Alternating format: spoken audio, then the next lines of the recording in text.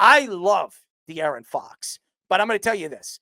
I'm sure the Sacramento Kings are not happy what they did when they traded somebody to the Indiana Pacers. Right now, Halliburton is developing. He's one of the best young point guards in the league, best all-around games in the league. And then you have DeAaron Fox, who's a great player. There's no question that he is. He hasn't gotten along with the players on his team. He doesn't get along with the coaching staff. The execs don't really think he wants to be there. So now you're talking about trading. And now he's demanding, well, I want to go here, here, and here. And if you trade me there, I'm not going to play. So, and I'm not signing with them. So don't trade me there because you're not going to get what you want for me. So he's making it where he's become another prima donna NBA player that's telling his team, you're only trading me where I want to go. And if you don't do that, I'm not going to re-sign with them anyways. So you're not going to get the profit that you can get for me. So I look at this whole story right now.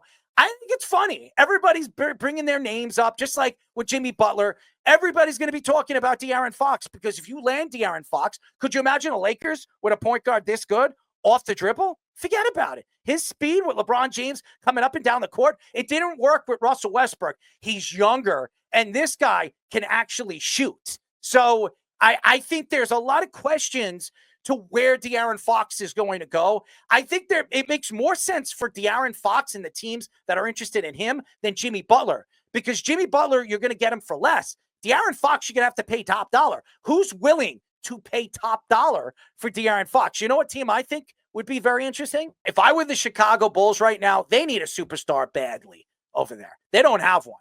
And Zach LaVine is not the guy. Okay, he's a good player. He'll be traded too. Yeah, but he's a good player. Yeah. But you're not going to be able to build your team around Zach LaVine. He's getting older too. He's like in his 30s now. I think he's 30. He doesn't stay healthy. Yeah, but he's a great player. And you're going to have to move him. You're going to have to move him in that trade. DeAaron Fox is a star. If you send him over there, Chicago has their star. They can build their team around him. DeRozan's going to be a free agent after this year, so he's probably going to be traded at the trade deadline. You need something. DeAaron Fox, I know he wants to go to a team that's a playoff team right now or in a good team, but if he goes to the Chicago Bulls, he has a chance to really be the guy, and he's not the guy over there in Sacramento. Let's be honest. Sabonis is. So he's not the guy, and he's not happy there because he's not the guy. You're going to have to give away at least 3 players that could start on your roster. Yeah. And I get it. Maybe Zach LaVine would be the headlining player that you would have to trade for, but then you give up 2 first-round draft picks, maybe 3, and a player. You get Zach LaVine to go over there and play with Sabonis. I mean, that's a good consolation prize. You're getting a guy that's going to give you 30 points. He's acrobatic. He's a fan-favored player. People love watching him play if he's on the court. And you're not going to get a lot. There's not many teams out there that are going to be willing to trade a big-time superstar for DeAaron Fox. 1, you got to pay him. 2, could you trust that he's going to stay there? You're going to get a player that's going to start for you right now, give you the 30 points you're going to probably lose. That's what you need to trade him for, because even if you don't keep DeAaron Fox, you still get, if you're the Sacramento Kings, you still have a guy that you have control of for at least another year, and you can move forward with the players that you have over there. It's going to be Chicago's choice to try to find a way to make that guy happy in the offseason. I don't think there's enough profit for trading for a guy like that, because Zach LaVine's a good player, but he's not DeAaron Fox. He doesn't ball handle like DeAaron Fox. Now he doesn't defend like DeAaron Fox, but he's a guy that could absolutely fill in if you need that kind of points. I did remember what they said about him. If he can figure out and discover how to shoot a 3, this guy could be unstoppable in the league. I don't think he's figured fully that out. He's a good 3-point shooter. He's not an elite 3-point shooter. If he becomes an elite 3-point shooter, he's unstoppable. It's like Kyrie Irving. When you look at Kyrie Irving, no, if you don't like his antics, fine. But as far as talent is concerned, he is the most talented player in the NBA. Top to bottom, when you look at his passing ability, his ball handling skills, his shooting ability, going to the hole and demanding you to foul him when he goes up, and his free throws. When he wants to play, the guy's unstoppable.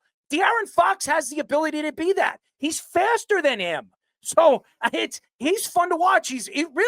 When I watch these guys, when you watch DeAaron Fox run down the court, he can probably get to the other hoop in 5 steps. That's how fast he is. When LeBron James came into the league as a young player, watch that guy when he comes from top to bottom, how quick he got to the hole. He's got that kind of ability. He's not even as big as LeBron, but he has that ability. DeAaron Fox, if he's demanding his way out and he's not under contract next year, you're not going to get what you want for him, but you need to get something for him that you have control over.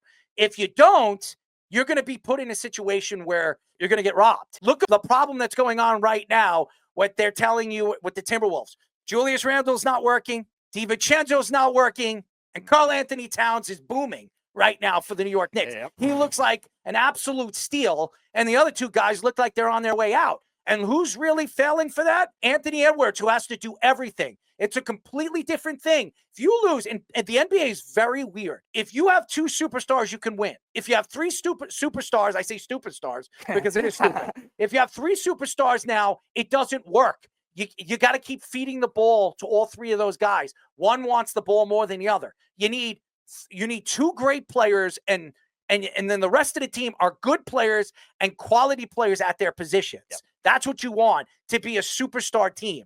And that's what the Knicks have, and that's what they've built. The Boston Celtics, who are their superstars? Jaylen Brown and Tatum. Those are their superstar players.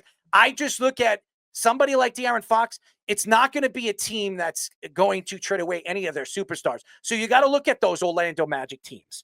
Are they going to be willing to trade their young players? Are you going to look at those Rocket teams? Are they willing to trade one of their young players to get DeAaron Fox as their starting point guard? There's a couple. But if you're willing to do that, you have to be willing to trade 3 starters for DeAaron Fox if he agrees to sign with you after he gets traded. And that's the only way he's getting traded.